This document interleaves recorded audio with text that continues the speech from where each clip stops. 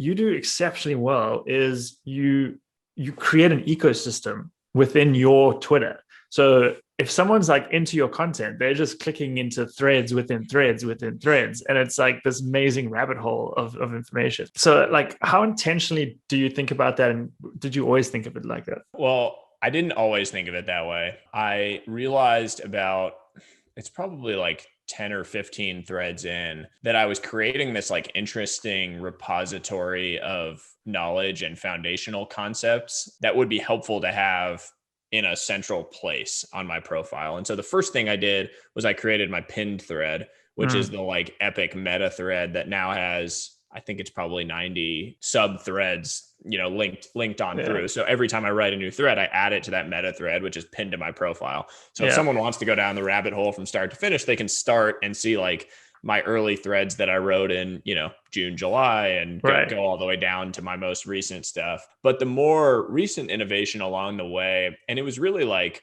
developed over time, was this idea of creating content loops and a real content ecosystem in Twitter native format around what I was doing.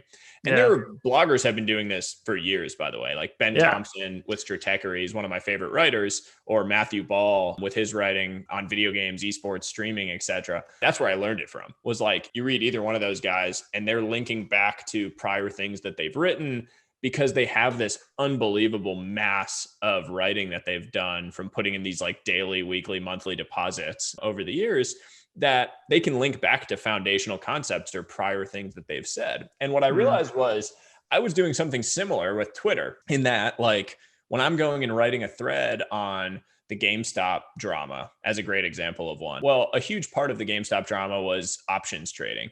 And I wrote threads on options trading back in June, July that I can link to, so that someone reading is like, I don't really understand options. Oh, well, you've got a thread here that you can go read and go down the rabbit hole on it. Or I wrote a thread on the short squeeze a while back. Okay, you can click into my thread on the short squeeze. And so it creates this like constant feedback or like content loop where people can just go down the rabbit hole, as you said. And it keeps people on my profile in some way. It shows them the body of work that I've created, so that it's not like, oh, this guy's a one-hit thread wonder. If you're a new visitor to my profile, you realize, oh, I've been, putting in work around a lot of this stuff and have a lot of interesting content here. And it's just a moat fundamentally. Like I'm an investor, right? So I think a lot about business moats. It's a moat because I have 90 plus threads that now build this massive repository of content and information that if you're new and you're going to try to come and do what I do, it's very hard to just create that overnight. And if I keep creating, you're not going to, because I know, I've written 50,000 plus words on Twitter on these threads over the last 10 months. It's hard to just go do that. And it took me a lot of time, and the number of hours I put into it, God knows how many. So it's a moat and it compounds on itself. Since you are keeping people on Twitter longer and on your profile specifically, have you seen the benefit of that? Has the algorithm been favoring you? Do you have any insights into that? I don't know on the algorithm. It hasn't led to me getting verified. So shout out to Twitter for still not giving me my blue check. But, I do a very robust impressions data. Like I have, I don't know, I think I've done 100 million impressions year to date on Twitter. And for how many followers I have, I think it's a lot relative to what you'd see for other accounts of my scale. And I think I get really high, like, average engagement on a given thread. I only really post 1 or 2 times a week. I don't post, like random one-off tweets on a regular basis. Every now and then when I see something exceptional that I want to share, or, share something of my friends that I think is great, whatever it might be, every now and then I do that. But for the most part, when I tweet, it's a thread. And what I try to do is instill in my followers that when you see a tweet from me, it's going to be good, and it's going to create value for you. And so you read it. And I think there are people that probably share my stuff before reading it because they just know that it's going to be good. And that's what I want.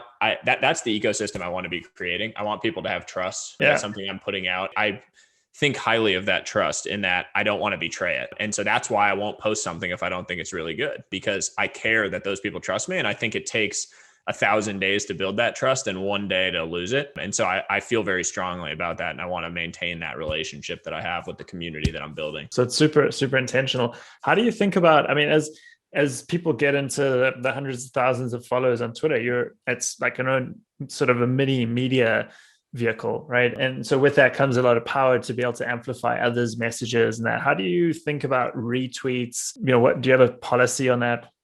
Yeah, I wouldn't say I have a hard policy on it. I certainly don't just retweet lots of random things that I see on Twitter. And it's not because I don't enjoy them. And I do like things quite liberally and comment on things quite liberally.